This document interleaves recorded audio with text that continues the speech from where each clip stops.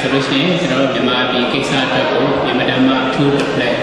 Sasa, the pound, the stage of Diva, the road, Yamabi, Kickstarter, the Ajo Matanam, Yamana, located Coco to Pipare, Edward Jago, Larry Focus of Pijabi, community at Hadao, who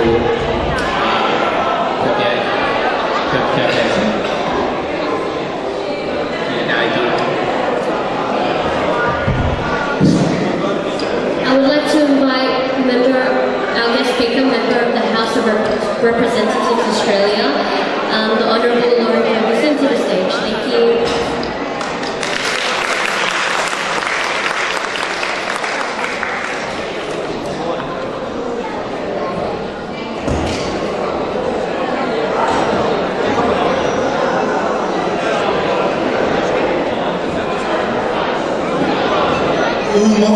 I, the President or the Chairman of the NLD Australia, I also note that Jamie Parker, the State Member for Balmain, was here earlier.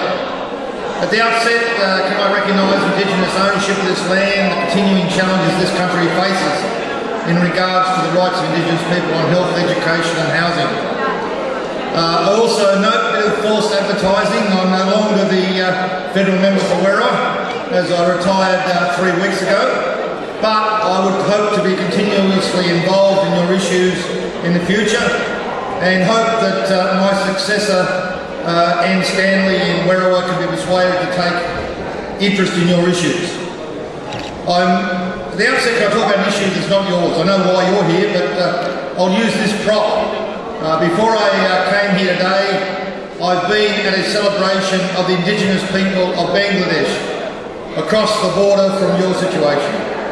And before I get on to Burma, I think it's because there are so few Jummers in this country, probably only about 200 in the whole country, it's worth people becoming aware of their issues because it's something this country should maintain more interest in. Only about 1% of Bangladeshis are Indigenous, essentially animists, Buddhists and Hindus, but they face severe repression. When I went there about 2 years ago, I had to be accompanied by military forces to every visit I made. And at every meeting there, a government representative takes notes on meetings held.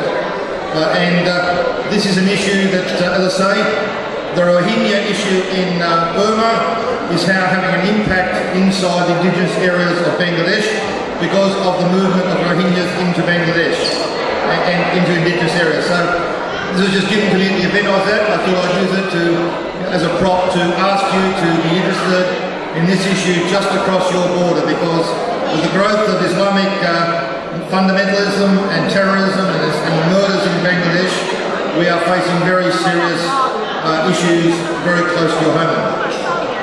Turning to today's event, when I see you celebrating 71 years of the life of Aung San Suu Kyi, it firstly brings to my mind an analogy with the point that Clinton made the other day at Muhammad Ali's funeral, that Muhammad Ali was imprisoned by Parkinson's disease for the same period of time that Mandela was imprisoned in South Africa.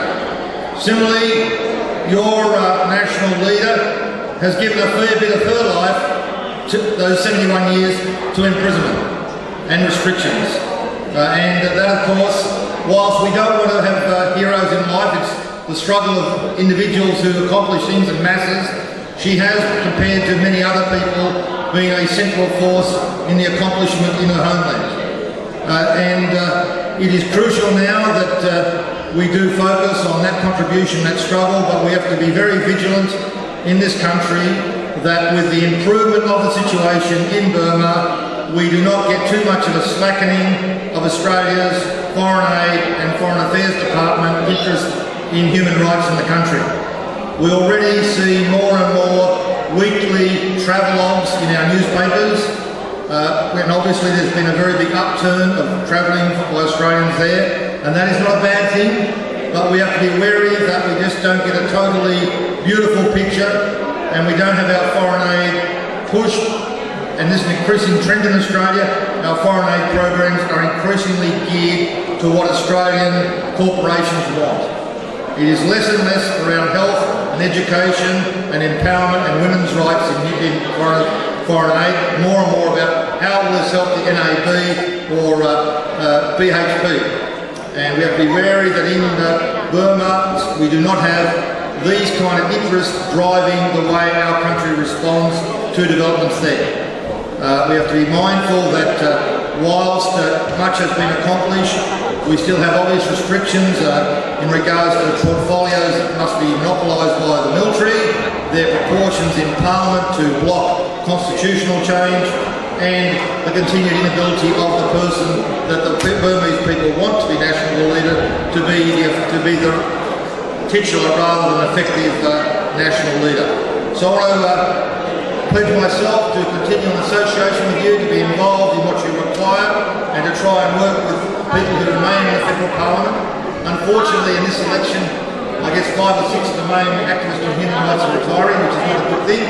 But I also want to thank you, because you cannot overstate the impact of various diasporas around human rights issues on our Foreign Affairs Department. Unless you push members of Parliament, unless you hold meetings, unless you hold demonstrations, you can be absolutely sure there's going to be less activity by our Foreign Affairs Department on your issues. So while we celebrate Aung San Suu Kyi's leadership and role, we also recognise that a lot of this has been inspiring to Australian Burmese, and they have acted politically on these issues. Thanks for the opportunity to be part of today.